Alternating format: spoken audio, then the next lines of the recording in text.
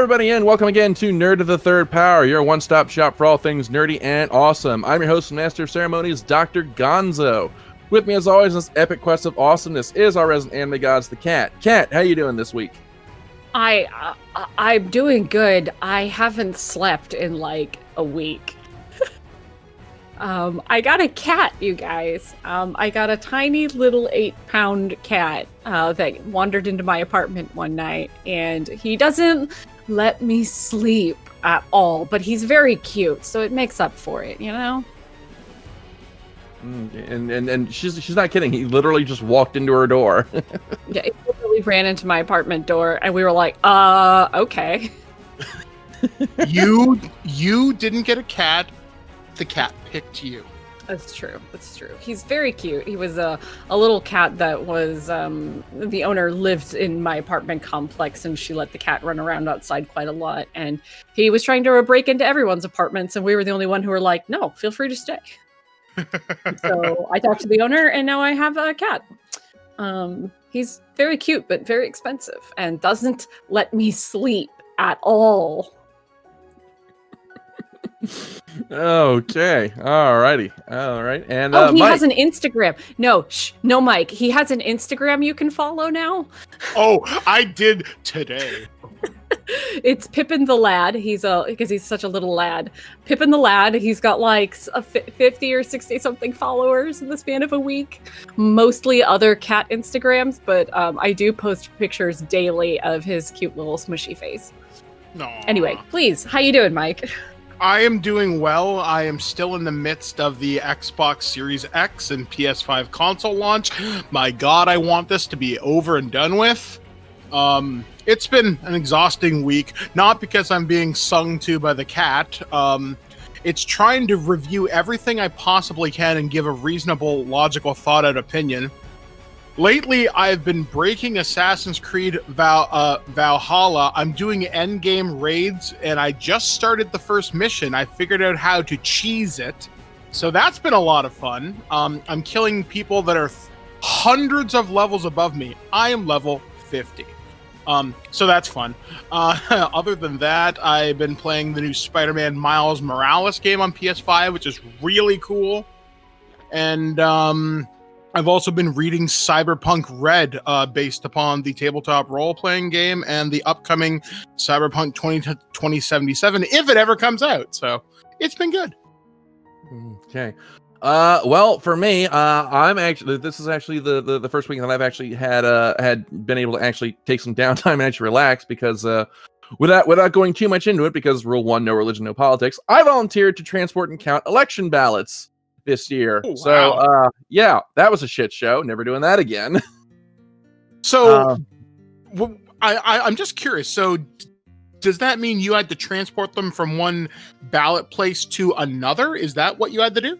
So on election day itself, I drove the truck. I basically bounced around all the different ballot places, polling places in Anne Arundel County, and then transported them to the main election office.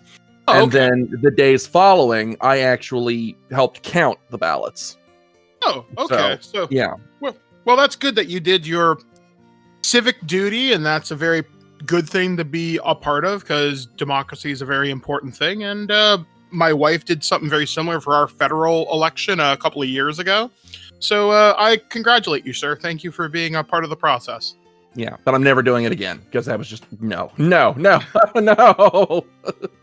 I don't think I slept at all that week. Like it's a miracle that I didn't, like, because like I'm an insomniac to begin with, so like I actually have been through like all the different stages of insomnia except for death. So it's like I'm amazed that I didn't get to the point where I was like hallucinating the sombrero wearing iguana again. So But so this is the first week that I've actually been able to have some downtime and relax, and got some game collecting done. And I've reached a very proud landmark in my collection. I have broken 1,000 games in my library. So yay! I'm proud of that. Now here's a sidebar to that question for you and collecting. How many of your games have you actually beaten? Just out of curiosity. Oh God.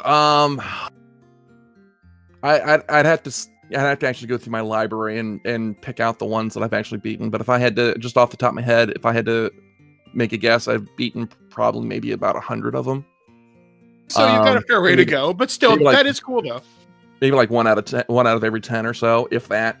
Like I said, I'd have to go through my collection and actually pick the ones like. Because the thing is like in that 1,000, I'm not counting the games that I have on Steam, of which I've got about 400 of those. Oh wow! And for a while, because my game collection was packed up, that was where I did the majority of my gaming was on PC. So a lot of the games that I've beaten on PC and don't actually have physical copies of. Okay. So it'd be it's so take that 100 number with a grain of salt, because some of those I might be misremembering as having beaten on the PC on the console instead of PC. So, but I mean, like I said, I mean, to me, the idea of beating every game in my collection is you know, it's not something that I consider a necessity. You know, especially when you consider that there are some people out there with collections in the multiple thousands. So it's like, you know, and I do enjoy doing other stuff with my time than besides just playing video games. So, you know, if I were to actually sit there and play through my whole collection, that'd probably take me like just a straight year of doing nothing but playing games. Oh wow. Well, but anyway. But we got a fun show for you guys tonight. Tonight we are going to discuss rebooting TV shows. Basically, we have spent so many years complaining about how you know, how Hollywood will reboot television shows and not do them right, that we decide we're gonna put our money where our mouth is and see if we can do any better. But of course, there is procedure to follow. So we are going to begin, as always, with our regular segment, your favorite segment, my favorite segment, the Ask a Geek, and we got some questions here. So let's see here now. First question, actually, it's kind of funny that you brought up the PS5 and Xbox launches, Mike, because the first question here is for me, and it comes from Luke, and his question is, which of the two next-gen consoles am I the most excited about? And I'm going to say the PS5, although that's really not a high bar to clear, because I've never really been excited about Xbox since the 360. You know, my Xbox One just kind of sits collecting dust. I've got maybe like 5 games for it. I really only use it to play Halo, and now that they finally put out all the games in the Master Chief Collection on PC, that's one less reason for me to have my Xbox One. So, I mean, I admit that the Series X is an impressive piece of hardware, but there's really nothing for it that I absolutely want to play. And I think it's like they're not even going to have any genuine exclusives for it for, what is it, like the first year, Mike? I'd say at least 6 to 8 before you see anything that's really going to knock your socks off. I mean, unless we get a surprise Halo announcement sometime in the next 3 to 4 months. Yeah, so there's really not a whole lot on the Series X that, you know, really excites me. Now, if they were to lean a little harder into the backwards compatibility, which it seemed like they were planning to do for a while before they kind of they shut up about it, never said anything about it again, that'd be a different story, because I would love to be able to play, you know, a bunch of my OG Xbox games, you know, on a modern console. But the ones that I really want, they don't seem to want to go anywhere near. Like, you know, where the fuck is Stubbs the Zombie on that backwards compatibility list? Come on. PS4, on the other hand, has a lot of stuff coming down the pipe that I'm really excited about. You know, you got the Horizon Zero Dawn sequel. I'm really interested in playing Spider-Man Miles Morales. And here's the one that really excites me, is I can actually play all my PS4 games on the PS5. So that I you know, because I live in such a tiny house, space is at a premium, so that'll give me a chance to actually upgrade and not have an extra console sitting around. I can actually box up my PS4 and just, you know, put the PS5 where it goes. So yeah, I really need a bigger house. That's just basically what it boils down to. But unfortunately, I don't have either one yet, because I am not lucky enough to get people to send me free shit. So, Mike, what about you? Which of the two consoles are you the most excited about? You know, kind of looking at it, I've spent multiple hours with both, and so far, I like the PS5's exclusive lineup. Miles Morales is really, really impressive so far. The Xbox I like, but I haven't encountered multiple problems with it. I don't have any of the big kind of heat issues that like other people are reporting, but I have had my UI crash a couple of separate times, and moving stuff around the hard drives is fucking annoying, to say the very least. However, though, the Xbox wins out in terms of raw horsepower because I'm playing Call of Duty on it and Assassin's Creed Valhalla and Watch Dogs Legion, and all three of those games look really good. But PlayStation 5 has the better games, but it also has a storage problem because you only get 128 gigabytes on that console, and you can only use 600 of that. That sucks. I think PlayStation really fucked up when they didn't announce an expanded storage thing to launch alongside their consoles. It's a real pain in the ass. The fact that you can't install PS5 games to an external drive or anything that's rated for that yet is a big misstep, and unfortunately they haven't updated it with some kind of a kind of firmware thing yet. So hardware-wise, Xbox Series X, game-wise, PS5. Okay.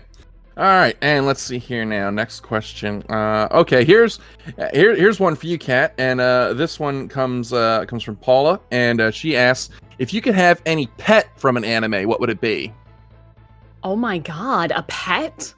Okay, Yeah. so this is tough because a lot of the like cutesy animals and shit in anime are actually like, They'll fucking kill your ass. or they're like sentient beings. They're like who help you transform into a magical girl or some shit.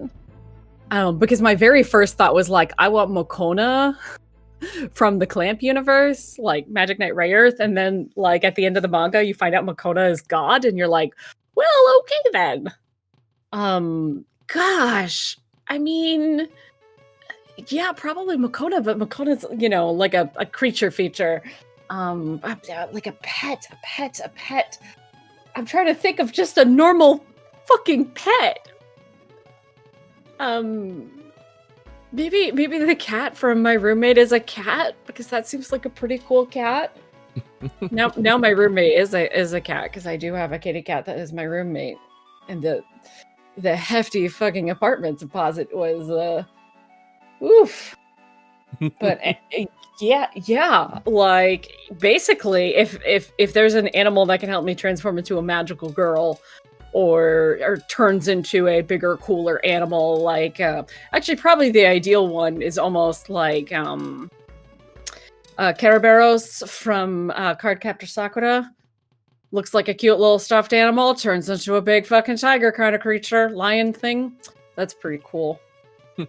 Any animal from Clamp really is probably sort of magical, and more magical the further you get along, and will help you turn into a magical girl, which I think would be pretty cool.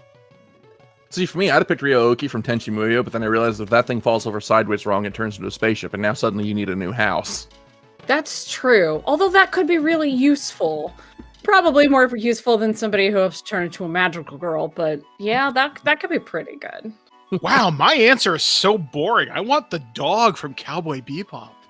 Oh, yeah. Just a nice little corgi. I know. Yeah. Oh. That probably should have been the first answer, actually. Amazing how we didn't pick a single thing made after, 1990, whatever. We picked stuff from the 90s. Okay.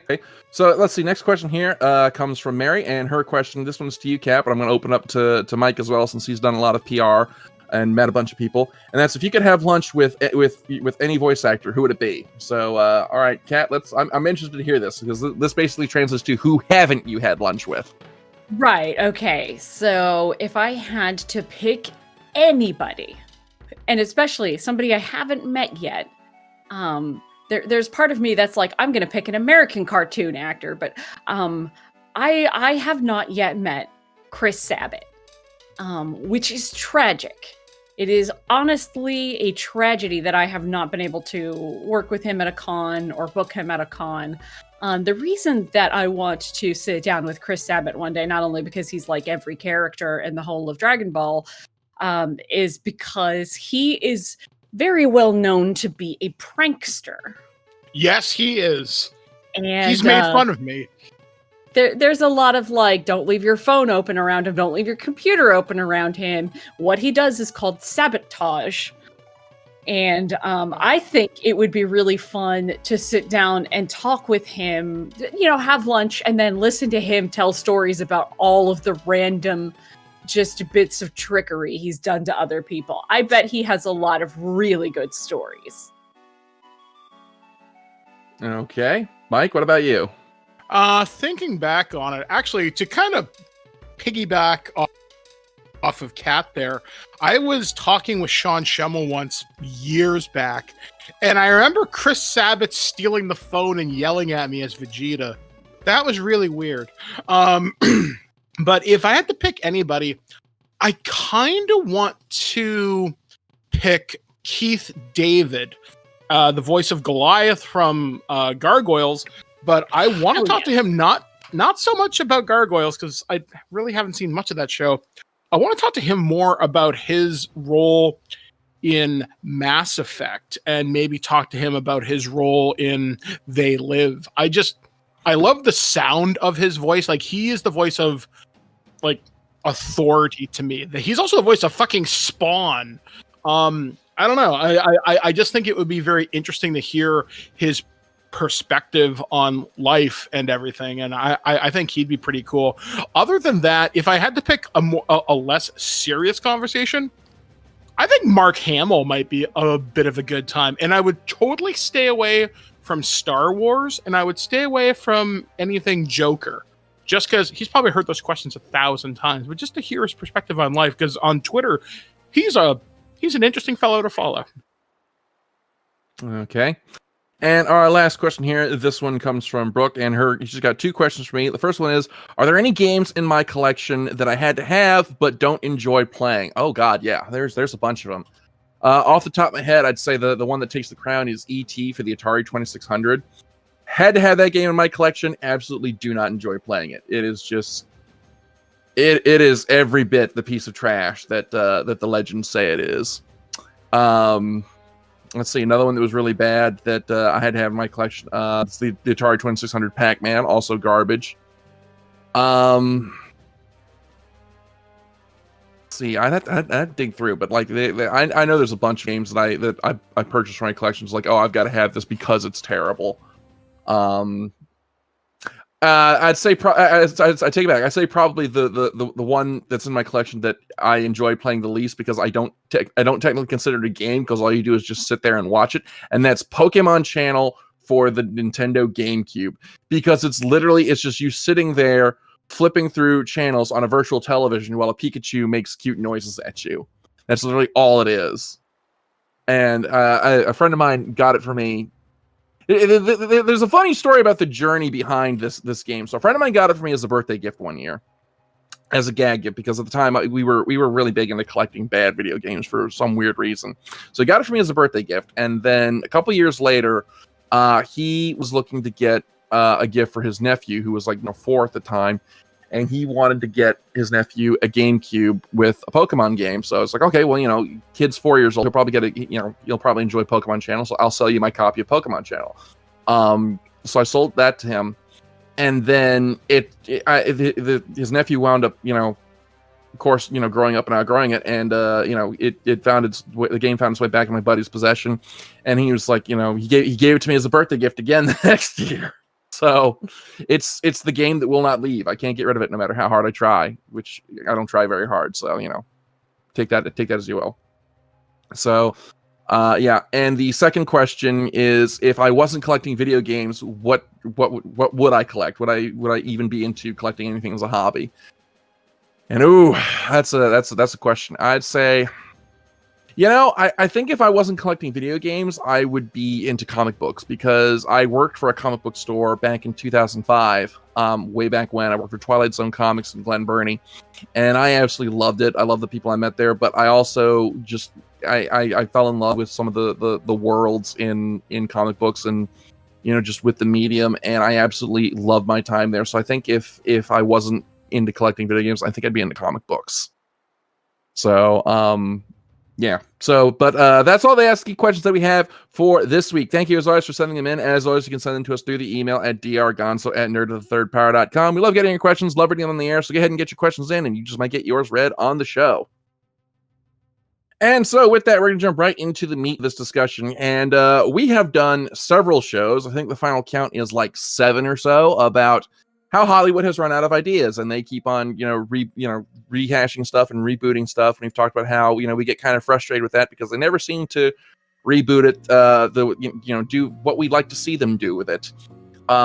So we decided this week we were going to put our money where our mouth was and see if we could do any better. So the challenge that we came up with was we each had to come up with a television series that we would reboot and decide how we would do it, and present it to the group, and to receive judgment from our peers, harsh, bitter judgment.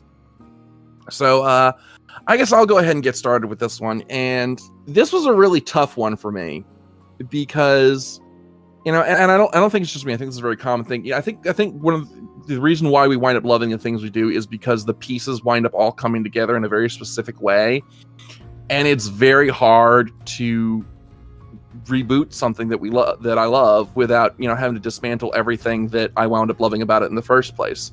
So I actually kind of took an opposite tack. I picked something that I didn't like when I was younger, and decided that I was going to retool it into something that I would actually want to watch.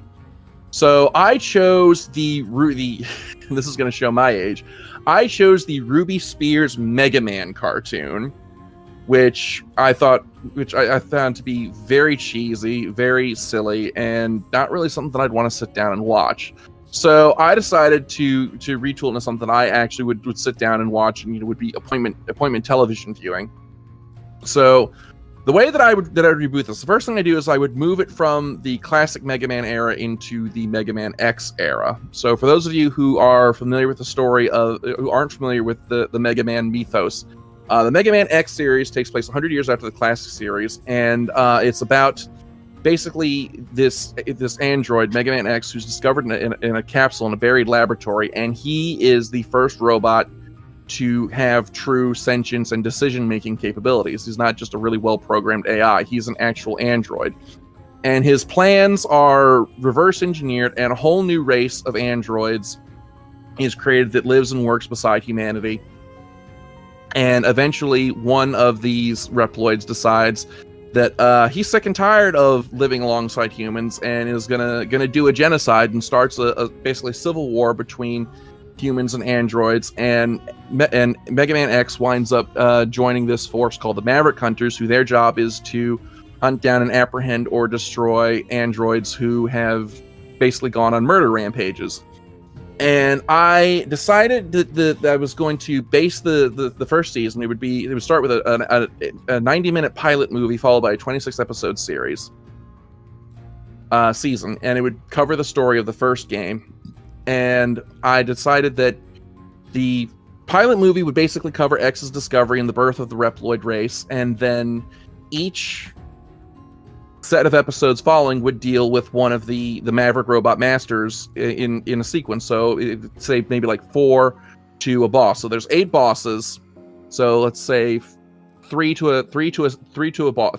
episodes for each boss. That gives us about 24, the first 24 episodes. And rather than just have it be, a sequence of X just running and gunning through the stages, each arc would also have, some kind of conflict to resolve relating to the boss. So, for example, one of the episodes takes place in a mine, and I got to thinking, well, okay, well, why would the villain want to take over a mine? So the idea that I came up was that the mine is nearby a major metropolitan area, and the Maverick is trying to dig through the mine to underneath the foundation of the city to wind up setting a bomb that'll blow the whole city sky high. Or maybe, for example, one takes place in an air base, and the villain is trying to take over, a massive airborne supercarrier like a helicarrier or something, and is going to use it to bomb city centers. And I was also going to sort of increase the conflict by adding a secondary villain who would be this human general who he just hates androids. He's just got a hate on for them, and he thinks that they all should be destroyed. And he sees X as being no better than the Mavericks he's fighting. And so he's got so now we've got the secondary villain who's out to destroy X, basically just he's basically trying to do a genocide on the androids. But because X doesn't want to harm humans, and he wants to prove that, not that, androids aren't all, human hating killers. He's got to figure out a way to deal with this general and his soldiers without bringing harm to them. So we have this kind of, I have to fight back, but I really can't sort of story. And without getting into too much detail, because again, religion, no politics, I feel like doing that would also introduce some themes to the series that, would be pretty relevant in our current day and age. And, so we have this kind of juxtaposition of the action show with this sort of exploration of the ethics of AI and how do we coexist with something that is so different from us. Excuse me. Now, as for casting, for casting Mega Man X, I didn't really take a whole lot of thought. I immediately defaulted to Johnny Young Bosch. Based on my favorite role of his, which is Vash the Stampede in Trigun, because I really think that he plays that tortured hero really well. So I would bring Johnny Young Bosch in as the voice of X. For the villain Sigma, I would pick Patrick Stewart, because Sigma is a very hammy villain, and Patrick Stewart just when he goes ham and cheese. Like, I think that he'd have a lot of fun voicing that kind of role. So, like I said, this would be a 26-episode series, preceded by a 90-minute pilot movie. And, that's my basic pitch. So, I open the floor now to you guys for questions, comments, and criticism. Well, I'm a huge fan of the X series. I've been following it since it first came out on the Super Nintendo. I think leaning into politics and ethics and identity is very, very, very relevant. I think if you leaned really heavy into, as you mentioned, artificial intelligence, what defines intelligence, you could do a lot of almost kind of Westworld type stuff with that if you really want to go for more in-depth kind of storytelling other than just bang, bang, shoot. I don't know whether I would cast Johnny Young Bosch as X. I might cast him as Zero and maybe go with somebody else for X. Someone maybe not younger. I chose Bosch as Zero because I think he does the voices in the Marvel vs. Capcom series. I'm almost certain he does. Just because I think he plays that leadership role a little bit better. Whereas X, I think he would be a little bit better if he's a little unsure of himself, trying to find himself, so to speak. I don't have anybody I would necessarily say, hey, this is who I think should do it, but either way. I think you've got a pretty good idea there. I mean, obviously, if you got a really good animation studio to pull this off, I would not do this in live action.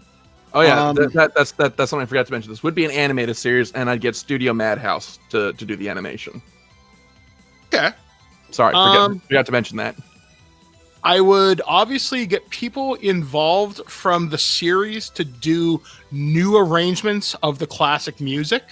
So, for example, when he goes to fight Storm Eagle, yeah, this is still Storm Eagle's theme, but we're going to redo it for 2000 and whatever now. So it sounds different yet familiar, because I think that would add something to the series as well. And ultimately, I can see a lot of really cool merchandise coming out of this as well. So I think you've got a really cool idea.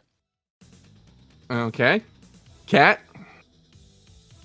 First off, I'd like to say that I feel really intimidated because you put way more effort into your concept of a rebooted thing than I put like 1/10 of that effort. And so now I feel like, wow, I can't match that energy at all.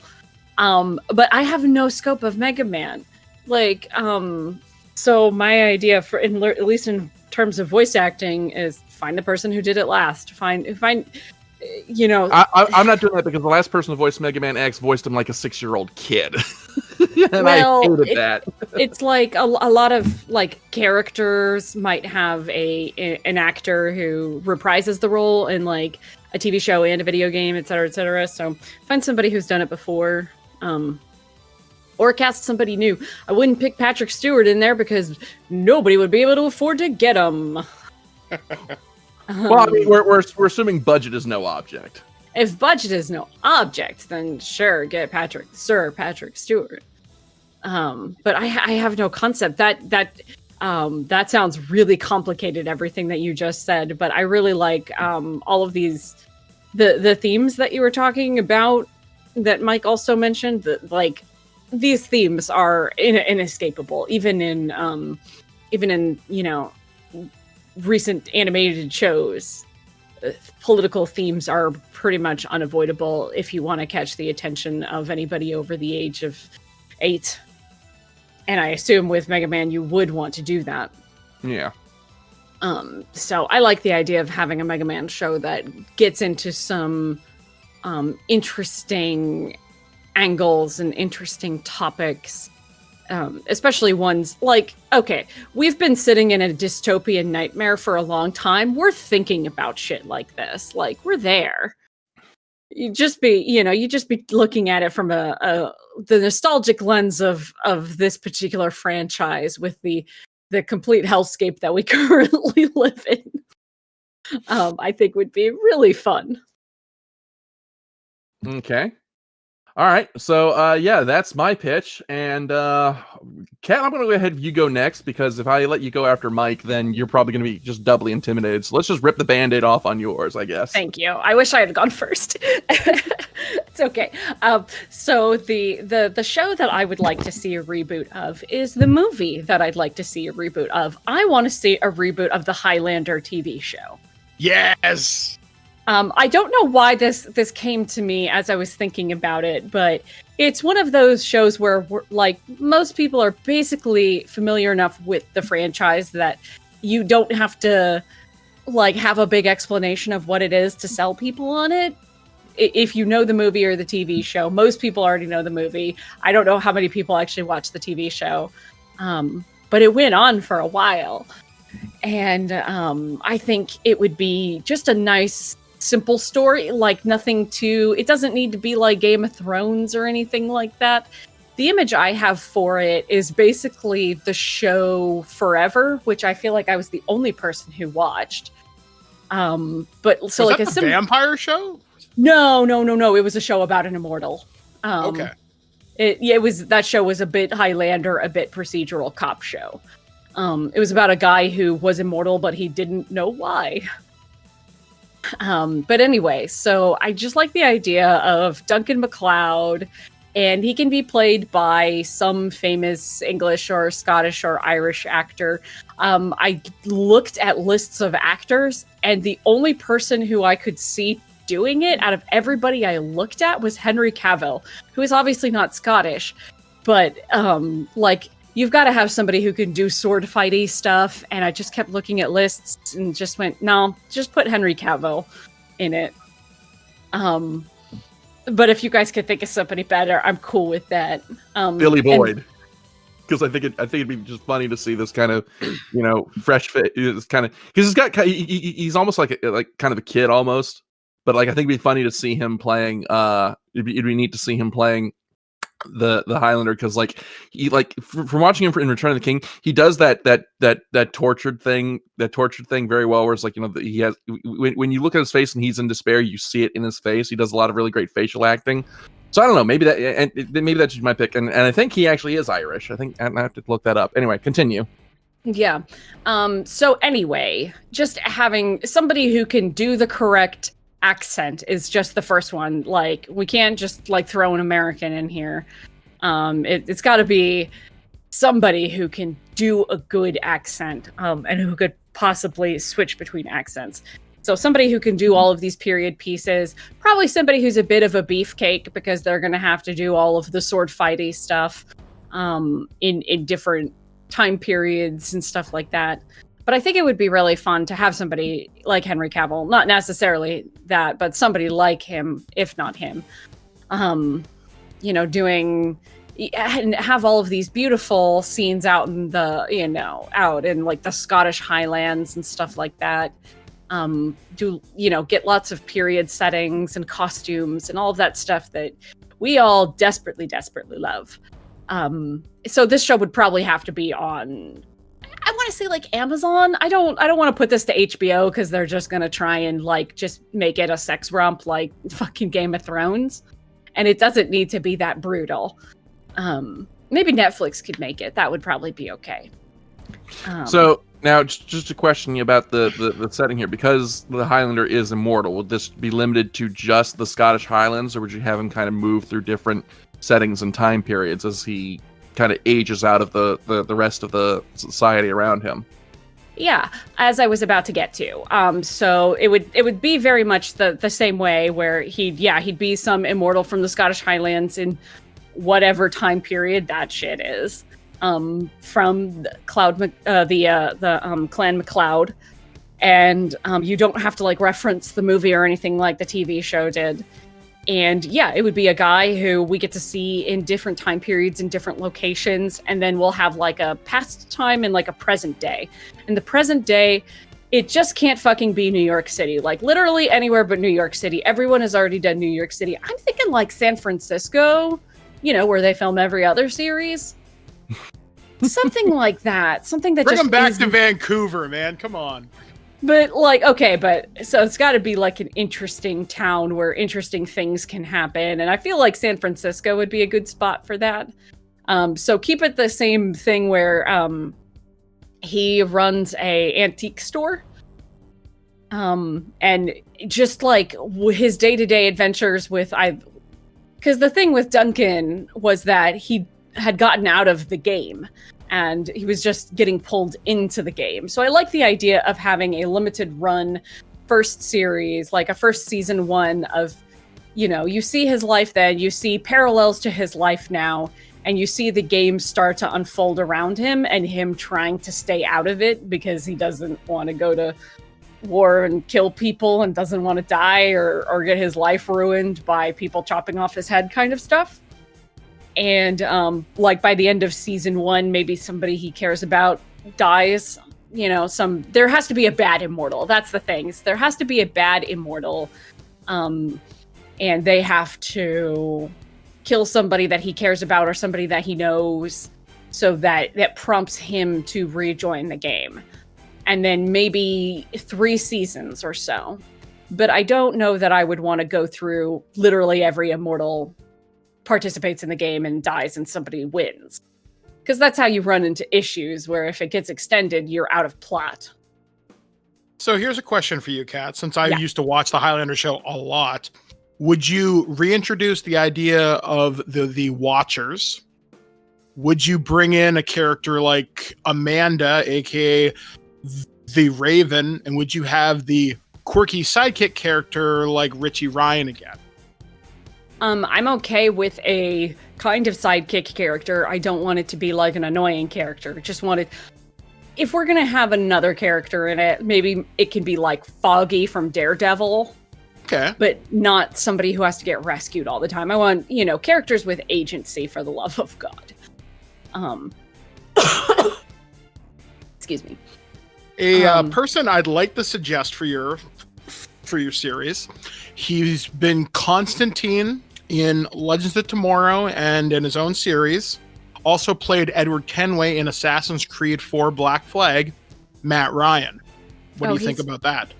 Yeah, he would be good. Like, literally, it's less about the it's largely about who plays the main character, because they have to be able to pull off, a corrected accent. But, that would be fine. I'd be fine with that. The thing that I think would be neat, because I like the idea of having a mentor character in the before times versus the present. Mm-hmm. And I really like the idea of like Ian Glenn, who was on Game of Thrones and is actually Scottish. He was Ser Jorah. So I think he would be like a good sort of like older mentor character who can, show him the ropes when he first becomes immortal and do that sort of, thing. And then I don't like the idea of just offing the mentor character, because that's so played out. But, whatever happens, happens. I hope you bring back the guy that plays Mythos. I think that was his name. I can't remember his name. It's Peter something. And the guy that played the lead Watcher, I'd love to see him get a cameo in your show. And Clancy Brown's not dead, so we gotta have a Kurgan cameo. Yeah, I'm 100% on board with getting everybody who was ever involved with the Highlander movies or show as cameos in there. I just don't want to be like, okay, we're remaking the movies as a TV show. Like, I'd rather go down the route of the TV show. So having Watchers in there is great. Just making a universe out of it, you know, whatever we can do to solidify like a complex organizational system to it, I think would just be really neat. I think the thing that I would find difficult is to not pace it out as like some sort of procedural cop show by having it as a TV show set in modern times, which is like the last thing I want. I don't want there to be police or detectives or any of that stuff because that is so overdone. I just want like a guy living his life and shit starts to just go around him. Like Duncan will start the series with some sort of goal. Like he's trying to do something. And at every turn, he just keeps like running into people who are like, hey, shit's about to go down. You should like get in on it. And he's like, no, I really don't want to. I've been hurt before and I don't want to get hurt again. That sort of thing. And then at some point, you know, it goes down and he just has to kill a bitch and have an epic sword fight and cut someone's head off and bathe in their blood. I don't know, man. I just like the idea of like this character who's a bit of a pacifist and then as soon as he pulls out his sword, he's a total badass. I want Kenshin as the Highlander. And we are so keeping that theme song. No questions asked. Oh, absolutely. Literally, if there's not a Queen song somewhere in there, then burn it all because it does not deserve to live. But that's my pick, is I'd really want to see a Highlander show, especially because the special effects in today's day and age with the right budget could be extraordinarily good. Especially compared to when the original film was made and then like in the 90s when the TV show was made. Special effects now are going to be really good. A limited run series of like 6 or 12 episodes per season, something along those lines, so that it doesn't get too they don't have to find too much ways to fill in the gaps. You can just have lots of plot and story and character development. And it's like, I don't even care about other characters. I just want there to be like a good solid lead. Okay, alrighty. So, is the floor open to us now, or? Yeah, Okay. That was all I want is the Highlander, and then lots of cool like locations and costumes. Okay, Mike, you go first on this one. So I had a couple of different ideas. This is the one I feel the most strongly about. I was originally going to pitch a reboot I'm talking about feedback on Kat's idea. Oh, sorry. So, I mean, you both talked the entire time that I was talking, so.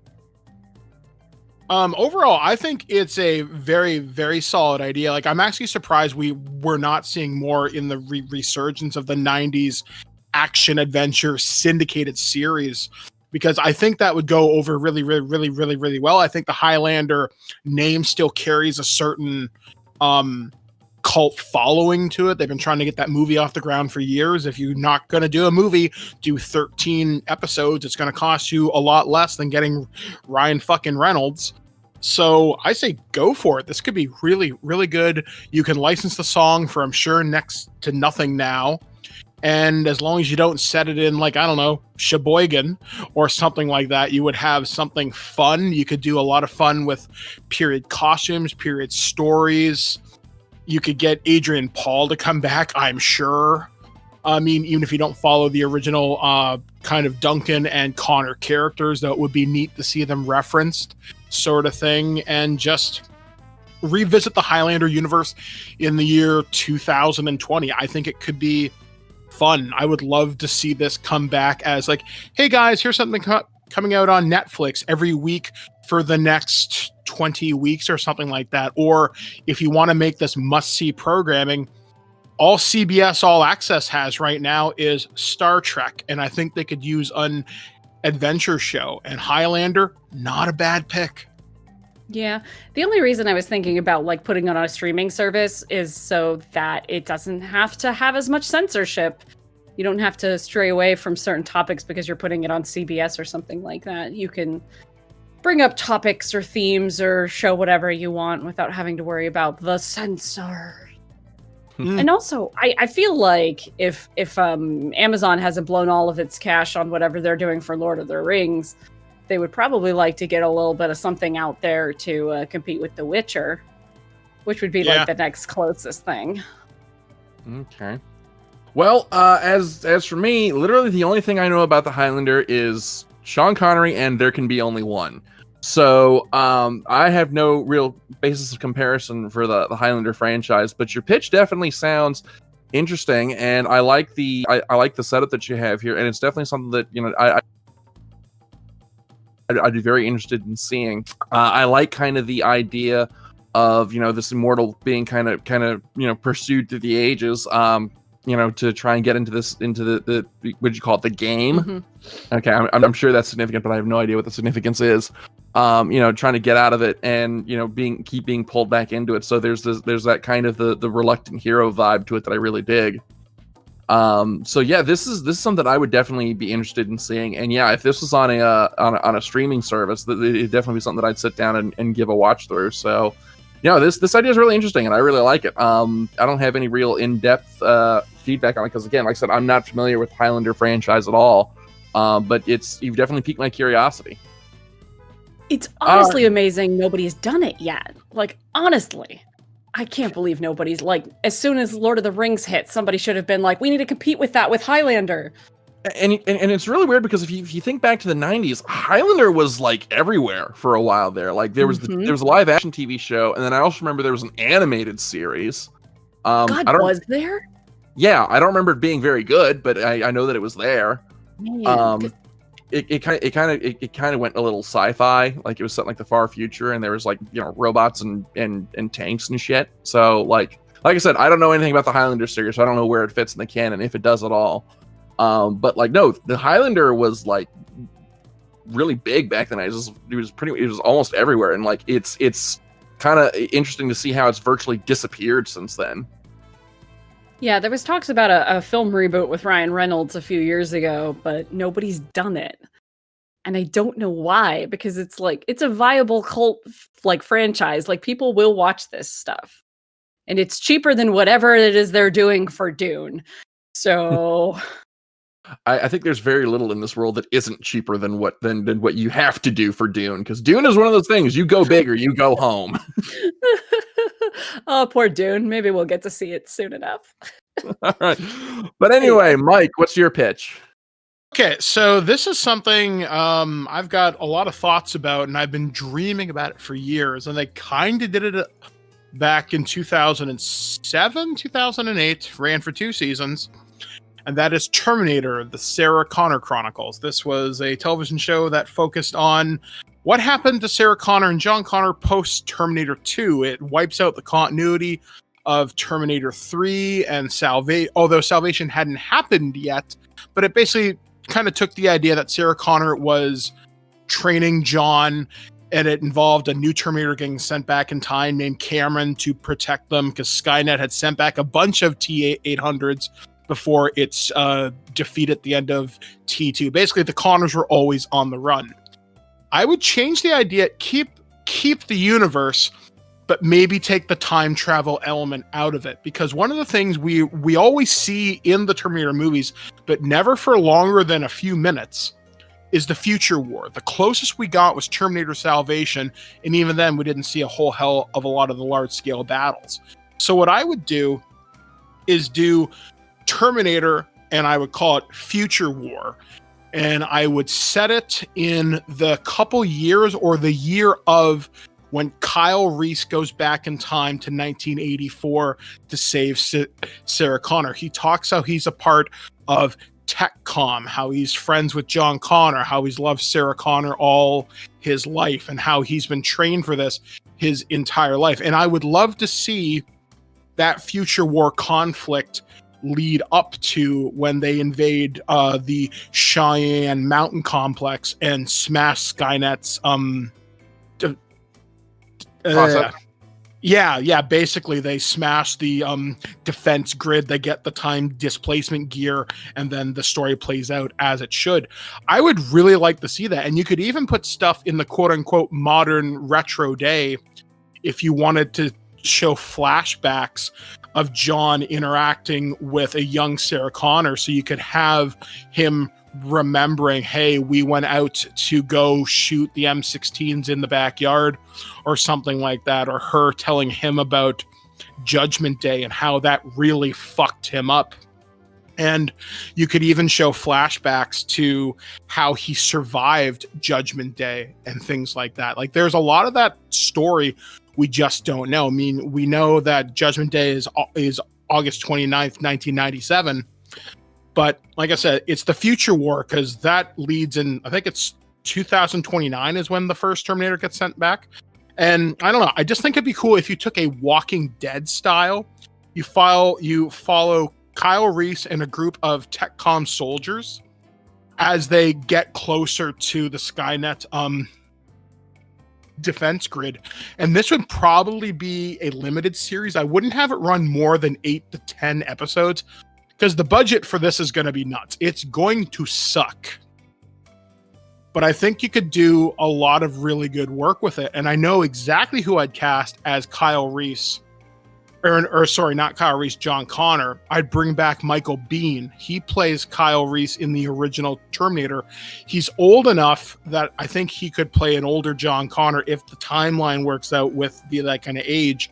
But I think it would be a nice callback to the original Terminator movies. I'd also bring back other people from the series.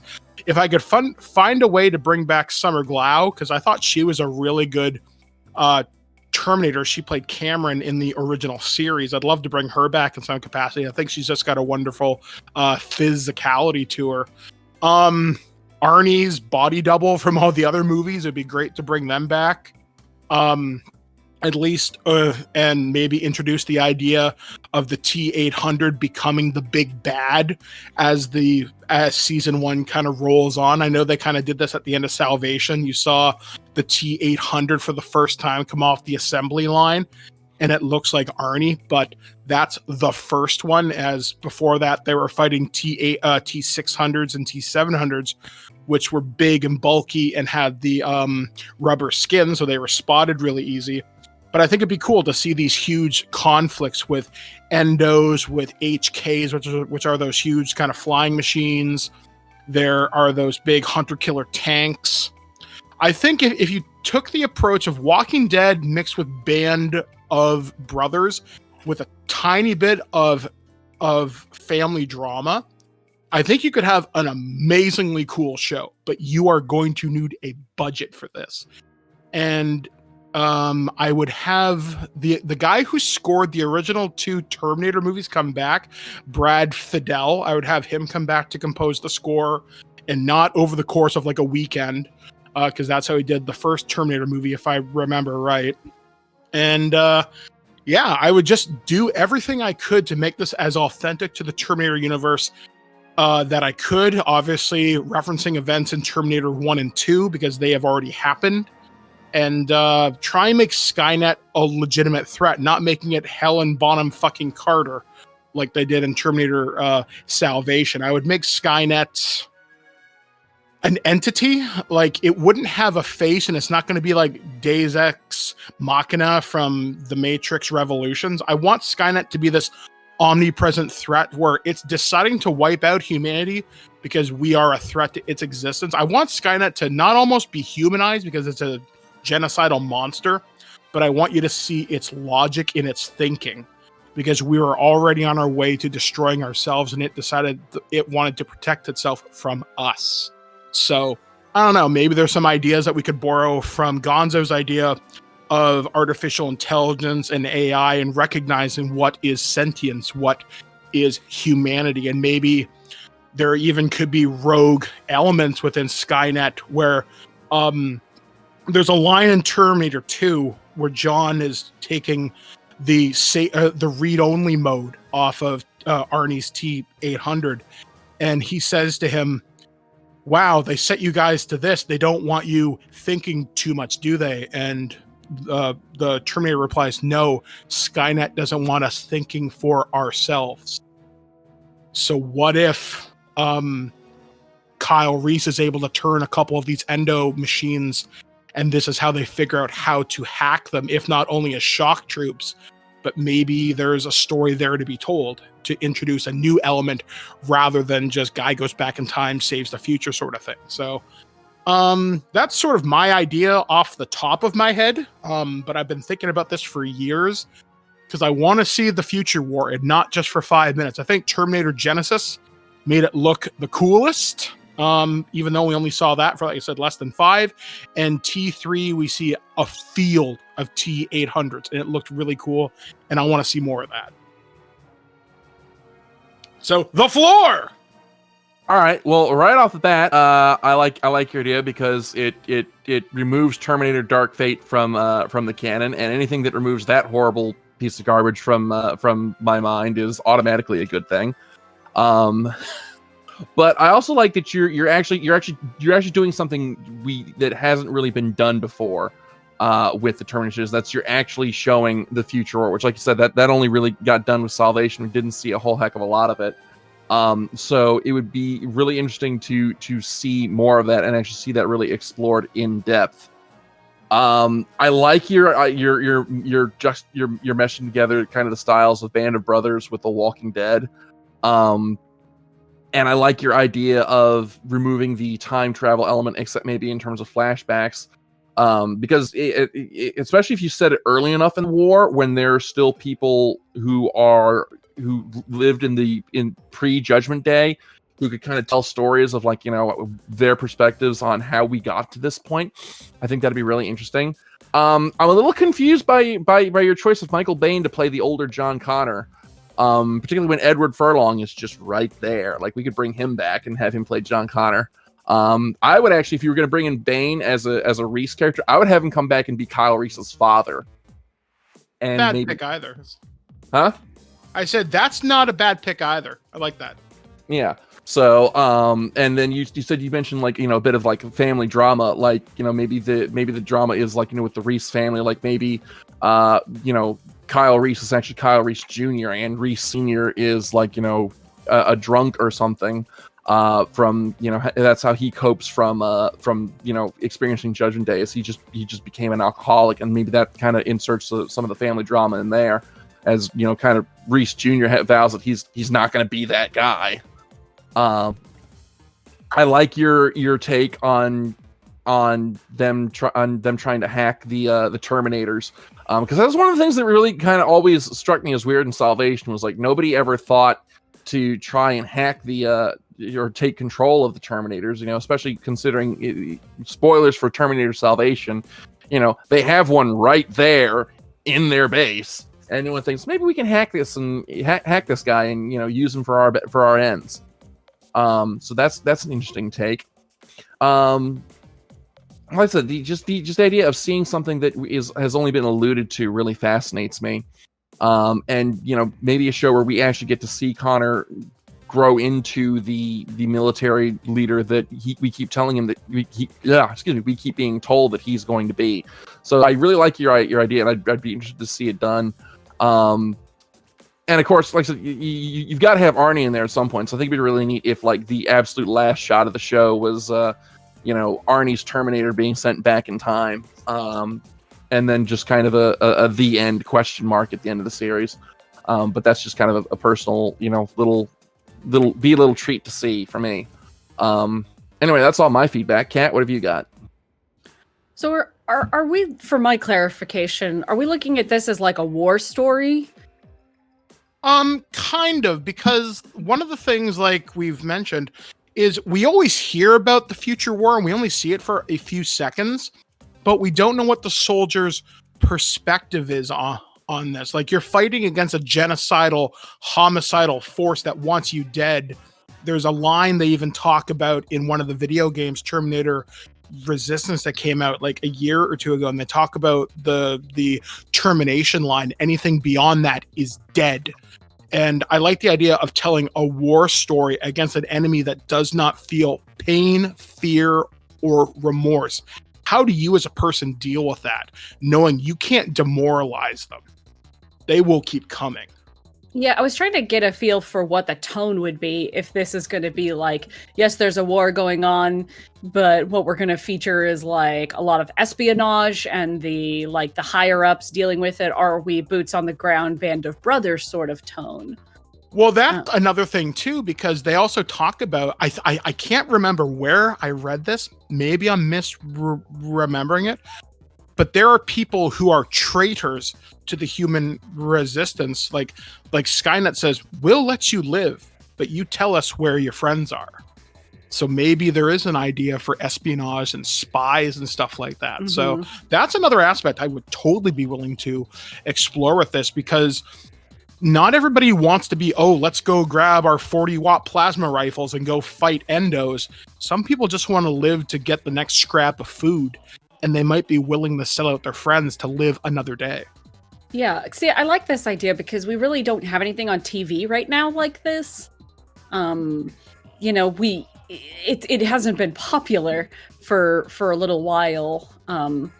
So I don't think there's anything on TV right now that's either like a, you know, talking about a war, but we don't really show the battles going on, or just a straight up war TV show. I just don't think there's anything out there right now that's what you're describing. So I think either way that you tone it would be really interesting, because it's an easy sell. Like, oh, we're going to do another Terminator show. Okay, cool. And then you say, yeah, but here's what we're going to do, and this is why it's going to be different. And I can already like very easily picture a trailer for this. Picturing the trailer for this has never been easier. You know, you're just like, you lay over some clips that mention the war, and then you just start showing battlefield shots and spy shit or whatever.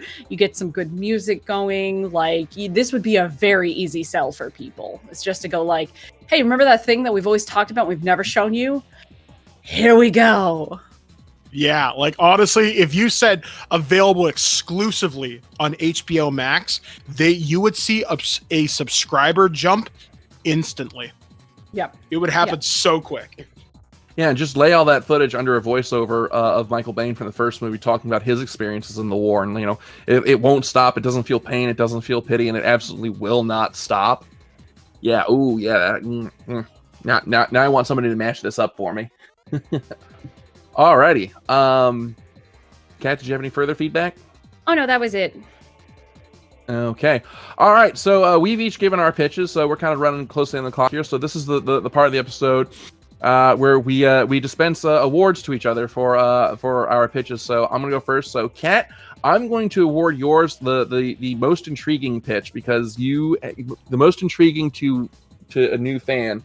Because, like I said, I'm not familiar at all with the Highlander series, but your pitch made the franchise sound really fascinating. And now I actually want to go back and watch the original Highlander movie after hearing your pitch, to kind of just find out where all this is coming from and what the significance of all this stuff is. So I think your pitch was the most interesting, whereas mine and Mike's pitches kind of rely on people being pre-familiar with the existing franchise. Yours is the most accessible to someone who's kind of coming into things fresh. So I'm giving yours the award for most accessible to fresh fans. Hey, I will go ahead and give Mike the award for the thing I really fucking want to watch right now. Because I'm not exceptionally familiar with the Terminator franchise. I've seen 2 movies and none of the TV shows. And it's one of those things that I have friends who are enormous fans of Terminator, and I could like take it or leave it. It's fun to quote, but you know, I don't really need to watch T2 again and again and again. But like this show that you've described, I want to watch this. Like, I think to me, this would be one of the easiest things to sell to a studio that I think would have I think it would look beautiful, you know? Like what I'm picturing in my head is like gorgeous. I'm picturing absolute beautiful hellscape of a land, beautiful war shots. Everything I'm imagining is just in like perfect HD, and I would love to watch it. If I had to give an award, I'm going to go with Gonzo for potential to resurrect. Because a lot of people know who Mega Man X is, but they don't know who Mega Man X is. And I think making that series accessible to give kind of that young adult fan something to kind of latch onto, because the last Mega Man cartoon that we got a couple years ago, I actually thought was really cool, but it's not what I wanted. I want the X story. The X story has so much layers and potential to it, and if you got the right anime studio behind it, I think you could bring some real interest back to this character. I would love to see this universe in particular get some more loves. I mean, yeah, we got the games on the Switch, the PS4, and the Xbox recently, but I don't know. I want to go back to the Mega Man X universe. I love X. I love Zero, Vile, Sigma, all these things. I want to see it done right, and I think an animated series could be that great gateway drug to really show Capcom. People love Mega Man. Give us more. Alrighty. And with that is all the time that we have for Nerd of the Third Power this week. Thank you as always for tuning in. We will see you guys next time. As always, I'm Dr. Gonzo. I'm the cat. There's no fate but what we make. I'm Mike. Alright, we'll see you guys next time. Taka, play us out.